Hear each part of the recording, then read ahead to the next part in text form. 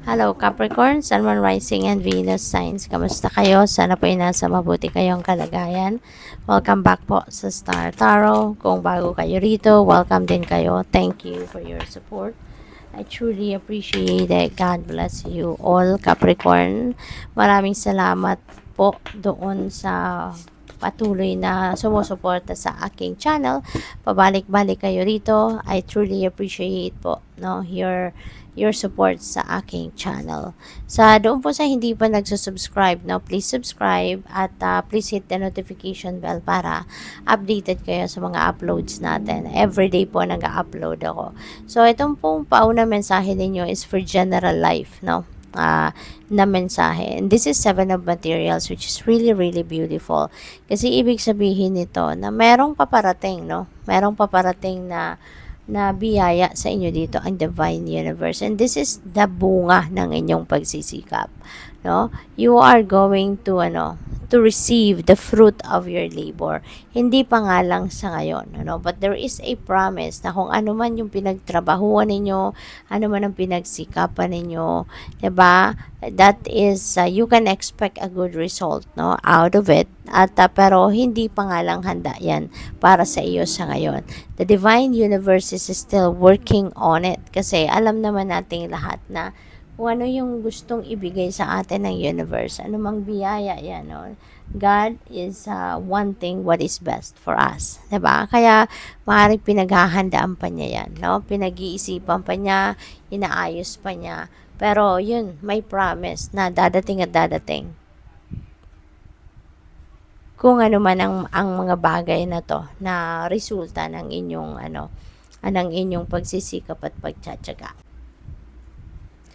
So, dating sa inyong money, career, and finances, we have page of inspiration. Ayan. So, merong mga balita, merong mga tips, napipick up ko dito. Baka merong mga tips dito of something na pwedeng oportunidad ito na pwedeng pagkapirahan ninyo. Baka meron ditong balita about opportunities of investment, opportunities ng bagong trabaho, opportunity para sa bagong career path, or bagong negosyo, business partnerships, mga ganon. So, maaaring meron ditong makakarating sa inyo na mga ganong balita sa ngayon. And maaaring yan ang gigising, Gigising sa inyong diwa, gigising sa inyong passion, gigising sa inyong damdamin, At kayo ay magkakaroon ng rito. Kayo ay magkakaroon ng urge dito, na bumangon, get on your feet, para asikasuhin ninyo or i-take advantage ng kung ano man ang opportunity na ito. Okay? So, good luck sa iyo dyan. So, pagdating sa inyong love and romantic relationship, meron tayong Knight of Materials. Okay? So, si Knight of Materials is really beautiful din, Kasi, sigurista ito si Knight of Materials. Sigurista to. Kaya, feeling ko dito, kung papasok man ang iba sa inyo dito, Capricorn, sa bagong love and romantic relationship, hindi kayo itong basta nilang, alam mo yun, may spark, yun na yun, may crush kayo or magkakagusto kayo sa tao, yun na yun, ang magiging dahilan ng pagpasok ninyo sa romantic relationship, Kasi sigurista na kayo, siguro dumaan na kayo sa heartache, sa heartbreak, dumaan na kayo dito sa isang mahirap na sitwasyon pagdating sa relasyon, nasaktan na siguro kayo in the past. Kaya ngayon, kapag papasok kayo sa bagong relasyon, sisiguraduhin ninyo yung kalooban ninyo at sisiguraduhin ninyo yung tao mismo, yung nanliligaw sa inyo, sisiguraduhin ninyo talagang yan ay walang sabit, talagang yan ay totoo at sincero sa pagmamahal niya sa'yo, sa intention niya sa'yo, yung ganon, Yung someone na reliable talaga, financially stable, yung ganon. Yung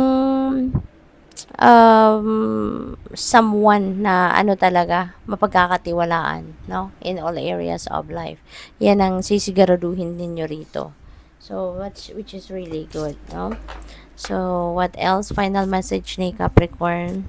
And by the way, maraming salamat pala po, no, sa mga nagsisend ng super thanks sa inyo. Thank you for sharing your blessings with me. At saka sa mga hindi nag-skip ng ads, maraming salamat for your time and support. Protect your boundaries, no? Ito yung final message ninyo, Capricorn. Siguro, Capricorn, sobra na kayong naaabuso ng mga tao sa paligid ninyo. Sa sobra ninyong compassionate, sa sobra ninyong mabait, no? Maaaring may mga tao na dito na parang inaapak-apakan na kayo or naaapakan na yung inyong mga toes, pero since mabait talaga kayo, talagang okay lang para sa inyo, no? Kaya ito, ano to pukaw ito sa inyo, no? This is pukaw sa ah pukaw ito sa ano ninyo, sa sarili, no? Na tignan naman ninyo, alagaan naman ninyo yung inyong pagkatao. Okay? Wag naman ninyong hayaan na apak-apakan kayo ng kung sino man para lang na ma-please mo sila, para lang na mapagbigyan mo sila, para lang na magustuhan ka nila. No, you don't need to do that. Okay? Yung self-worth ninyo, isipin ninyo yon. At yung ano ninyo, 'di ba? Alagaan ninyo yung inyong pagkatao, no, in general, okay? Kung ano ang deserve ninyo, yun ang ibigay ninyo sa inyong sarili. Kunin ninyo yon na pagkakataon na yon, okay? Kaya ito, yung pag nag-aano kayo, siguro ngayon kailangan nyo na din na mag-set kayo ng personal boundaries, no? Baka ang iba sa inyo walang ganun.